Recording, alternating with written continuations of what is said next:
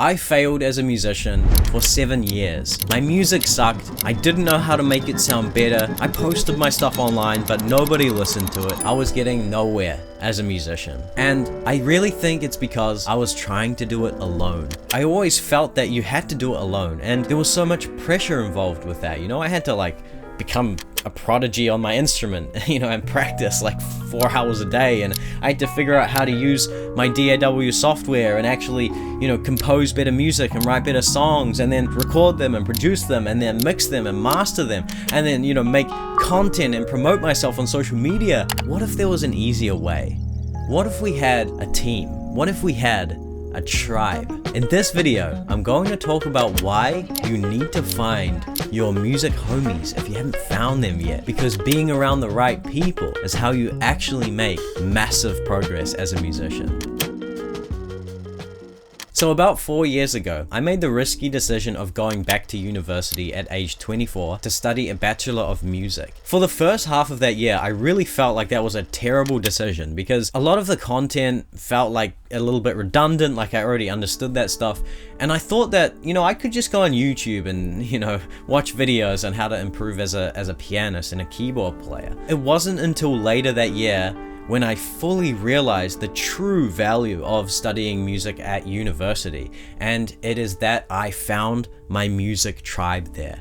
I found other musicians who are serious about music, and I connected with them, and I formed these collaborations with these musicians. I actually made a video weighing the pros and cons of studying music at uni. I'll link that below if you want to check it out, but absolutely undisputably #1 pro was that I made such a solid group of friends through music school, and they are my collaborators. We collaborate together, and we've been making music ever since. It's amazing. It's kind of like a mastermind, Hey, we're just great friends, so we do a lot of things. We just hang out and, we have a great time playing gigs and making music and stuff. But it's also just a very motivating and inspiring group to be in because we all lift each other up. We've all become such better musicians because we've been in this group, because we've been in this tribe. 4 years later, we actually just graduated last week, and it was great fun, walking across and getting that certificate, and it's really just a piece of paper. It really has no value, but the true value is the friends that I've made and these collaborations. So there are a few collaborations in particular that I'm calling my core collaborations. Those musical connections that I made that are just so natural and intuitive. I found these through music school. You must know what I'm talking about here, right? Some musicians that you jam with, you just really connect on an intuitive level. You just it's almost like mind reading. You know what I mean, right? Whereas other musicians, it takes a little bit, and that's perfectly fine, but you want to find those musical connections that's intuitive.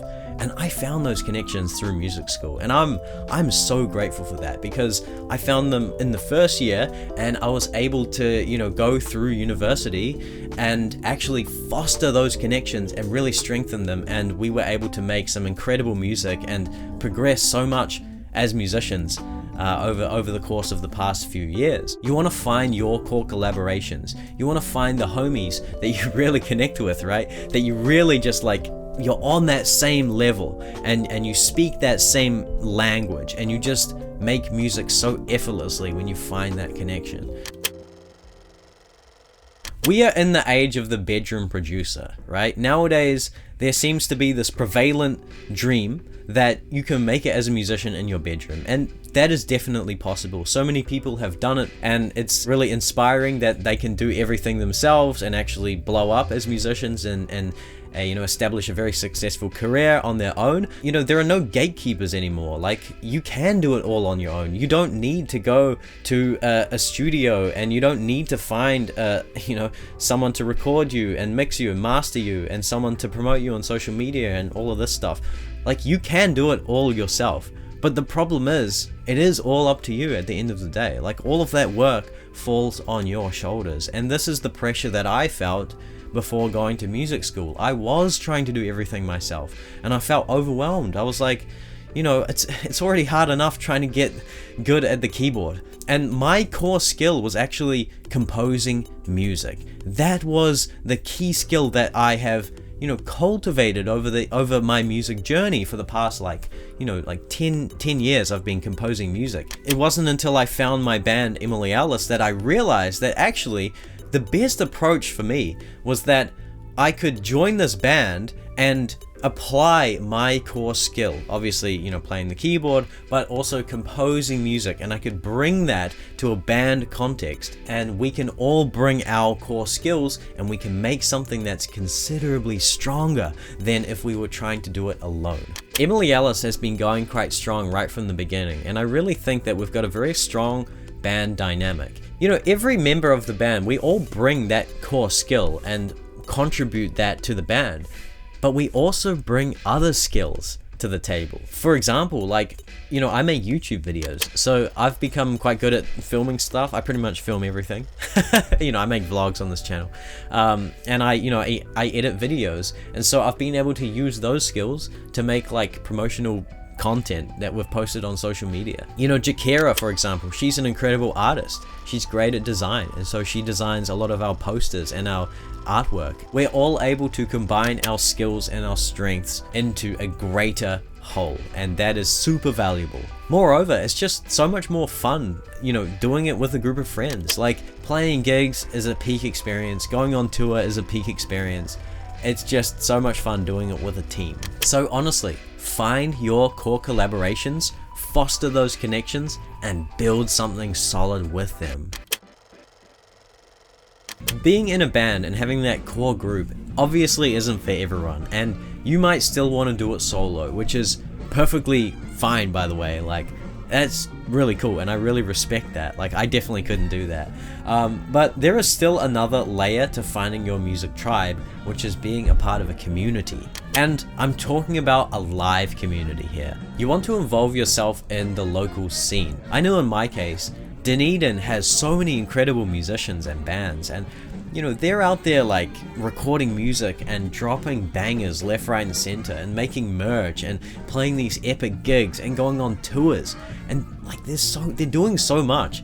And honestly, the standard is raised, and so we rise to meet the standard of our community, right? If the people around us are out there like writing music and practicing their instruments and building their brands and growing their audiences and making content and doing this and that and the other, of course we're going to rise to meet the occasion.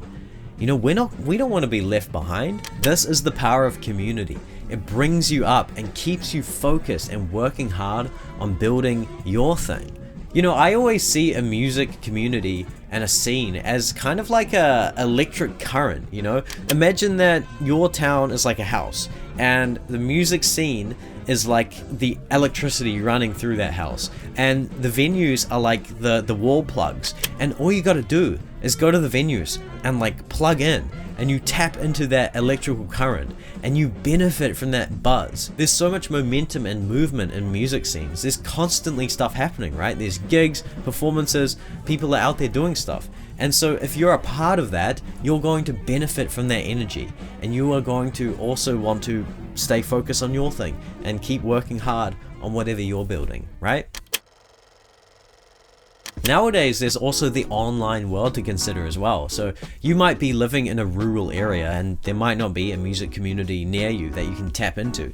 That's fine, because there's the online world that you can tap into, right? There are communities online that you can join. There's this new website called school.com, which is a community-based platform where you can find and join these communities around your interests, right? I've got my own school page. This is not a plug because I'm still building mine. It kind of sucks at the moment. I'm not gonna recommend that you check it out, but it's a great place. Like you can jump in there, and it's gamified as well, so you can like level up, and you can essentially join your community. You can find your online friends in there who are doing the same thing as you, who are wanting to improve as musicians, and you can find your, you know, accountability partners and all of that good stuff. And yeah, it's just great. You want to tap into that kind of thing. One way or another, if you want to find your music tribe, you're going to have to put yourself out there. There's no other way. If you want to find your music homies, how are they going to find you and how are you going to find them if you're not out there sharing your music? So this should be a priority. And far out, we're musicians. Like, we have music to share. We've got to put it out there. You know, yes, there are many different reasons for making music and playing music, and many personal reasons, of course, but at the end of the day, we have something that we can share with others, and so why not share it? If you're not sharing your music in some form, I think you really should start sharing it. Honestly, maybe start posting your stuff on SoundCloud, or start a YouTube channel, or start an Instagram page, or heck, even a TikTok. I hate TikTok, but maybe that could be your thing. You could just start recording it and putting it online. Get out there and start performing live as well, because you want to find real people. Like, it's great to build the thing online, but at the end of the day, you want to connect and collaborate with real people. You're going to find these people by sharing your music out in the world. Okay, how are you going to do that? The best thing that I can recommend is open mic nights. Go to open mic nights. Open mic nights are OP. I'm telling you, man. Like, I started going to open mic nights a couple of years ago, and I made so many friends there, and I met so many people that I could collaborate with and connect with, just because I wanted to go there and start playing my piano music. I just wanted to share my piano music, and I still collaborate with some of those musicians to this day, and it's so valuable. I can't recommend open mic nights enough.